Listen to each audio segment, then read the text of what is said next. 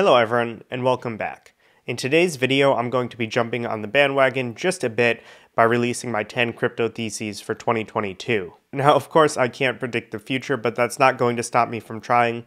I think this is just a fun video to do, and more importantly than that, in about a year's time, we can look back on this, see how we did, and just see how the overall market changed from expectations. Now, with that caveat out of the way, let's get started with my first prediction. So the first big shift I think we're going to see in 2022 is that airdrops are going to change forever. Now, for example, I don't think performing a simple swap on a new DEX is going to be sufficient to be included in the snapshot. I think airdrops are going to target more engaged contributors. I also think airdrops as a percentage of a token's total token supply will go down to low single-digit percentages. I don't think it really makes sense anymore to do a, say, 10% airdrop to the community. In addition to this, I think your airdrop value is going to decline because so many people now speculate on apps without a token just because the consensus here is that every app will eventually have a token, so it makes sense to try to farm the airdrop whenever possible, and for that reason, your share of the airdrop will probably go down significantly. I think the Ribbon airdrop and the ENS airdrop will go down as some of the last great airdrops, just because they were so generous as far as allocation went, and they didn't really filter out Sybil attackers, so pretty much anyone that used these apps qualified for the airdrop. I don't think that's going to happen going forward. And this is more speculative, but I think there's about a 50-50 shot that we get an Arbitrum or Optimism airdrop. There's too many people and bots that have Sybil attacked these layer 2s, and it's going to be very hard to discern who's a true user, so it may not even be feasible for them to airdrop to users. Now, next up, I think the way we value and look at DeFi tokens is going to drastically change in 2022. I think most DeFi tokens will continue to underperform, and they'll represent ownership over what are essentially commodities. So I am extremely grateful to some of these original DeFi apps that have built out what I would consider as infrastructure here, but it's going to be very hard for these applications to capture value. The second you add any value accrual for the token, that essentially makes the underlying project a bit less compelling because you're extracting value from the end user to the token holders. Uniswap is such a good example of a project that would be extremely hard to monetize and bring value back to the token holders just because the second you turn on a fee, you can get outcompeted by a fork of Uniswap that basically does it without a fee. I think this is reflected when you compare the DPI's price relative to ETH. You can see it's been in down-only mode, and I think that trend could continue. I think ETH will outperform DeFi tokens in 2022. I also think people are going to be a bit more disenfranchised with DeFi tokens, and they're going to be less likely to want to speculate on them. I think another great example here is, again, Uniswap, where Uniswap has been able to monetize the token and the equity. What that essentially means is insiders were able to exit with the token. They now can basically sell into the market and realize a ton of this value they created, but in addition, they still hold the equity, which is very valuable in itself. I think the equity could actually accrue value more than the token, meaning that Uniswap Labs is truly valuable, but the Uniswap token and the protocol is not. Next up, I think that yield farming is going to change forever in 2022. Now, I have a video that I will link in the top right going over what DeFi 2.0 is, but essentially my conclusion here is that the most valuable projects won't need liquidity mining campaigns to bootstrap liquidity. They'll be able to use other solutions that don't involve crazy incentives. Now, in this future that I'm predicting, what that would mean is that these farm tokens have valuations that are drastically lower than non-farm tokens. This will lead to less yield farming and lower rates, and there'll be fewer breakout success stories as far as farming goes and new farm tokens. Lastly, as more capital flows into the industry, I think it's natural for stablecoin rates to continue to decline and ETH and BTC yields to continue to decline as well. So next up, I'm predicting that there's not going to be a parabolic move to the upside or the downside as far as the total crypto market cap goes. So I don't think in 2022 we're going to see a 10x or an 80% drawdown.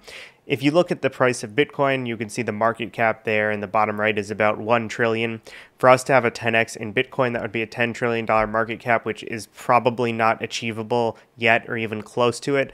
And I also don't think an 80% drawdown is likely as well. I think volatility is going to decline over the years. Now, that said, there will, of course, be some tokens that have parabolic returns, but certainly not the majors or any of the tokens in the top 10. It's very important to consider that because a token had past outperformance, that inherently leads to future underperformance because at a certain point, you just hit kind of inherent industry caps of what the market cap can be. What that means is if your favorite project had an 1000x last year or in 2021, it's probably not going to have an 100x or a 10x in 2022. It's just going to kind of be limited by the market caps of the industry. Next up, I'm predicting that more VC money enters in 2022 than ever before. Now, if you've been tracking this metric, you know that in 2021, crypto VC funding reached its all-time peak of $30 billion. It was a huge outlier.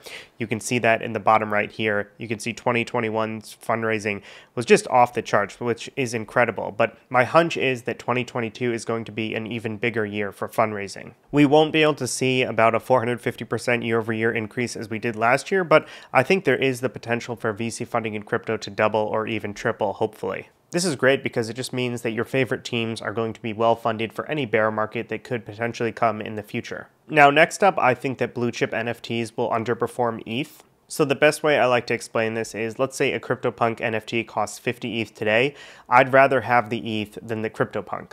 I do think there's upside in the short term, meaning that blue chip NFTs could go up in dollar terms, but I think they will lose out to ETH in 2022. That said, I do think there's long-term value here for NFTs and for your blue chip projects, and it does make sense to diversify your holdings a bit and make sure you have NFT exposure. Now, next up, and I do think this is another controversial one, I think the Metaverse will continue to be vaporware in 2022. What that means is I don't think we're going to have any serious developments as far as the technology or adoption of the Metaverse goes. So I think Metaverse investments could fall on their face in 2022, and I also think that Facebook's rebrand to Meta was a bit premature. Right now, there really is nothing compelling you can do in the so-called Metaverse. None of these applications talk to each other, none of the content is that compelling, and no one really does anything in the Metaverse right now. It really is just a narrative. And I think a lot of the reason is the hardware is not there yet. If you look at this picture in the bottom middle, no one wants to wear this on their head for hours at a time. The graphics aren't great, it's not comfortable, it's not a good experience, and I don't think anyone wants to live in this Metaverse Mark Zuckerberg has on the bottom right.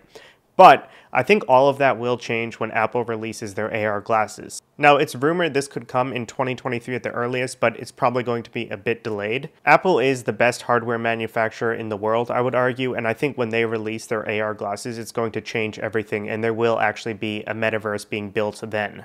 Until then, I just don't see it happening. So next up, and I think a lot of you aren't expecting this from me, but I think Ethereum scaling solutions won't take back Ethereum market share. So I think Ethereum is going to continue to lose market share against other smart contract chains, but I think EVM will become the clear winner here and EVM networks will be seen as the standard. Developers build on them more frequently, users are comfortable with them, and I think it just makes sense for all chains to become EVM chains. So as a consequence of that, I think Solana and other non-EVM chains will have trouble growing TVL, attracting developers, and this is really just because they don't have that EVM compatibility. If you look on the bottom right, in the purple, you can see Ethereum's market share. You can see TVL for all of these chains continues to go up as more people are onboarded, but Ethereum is losing ownership over the percentage of the market, and I think that will continue.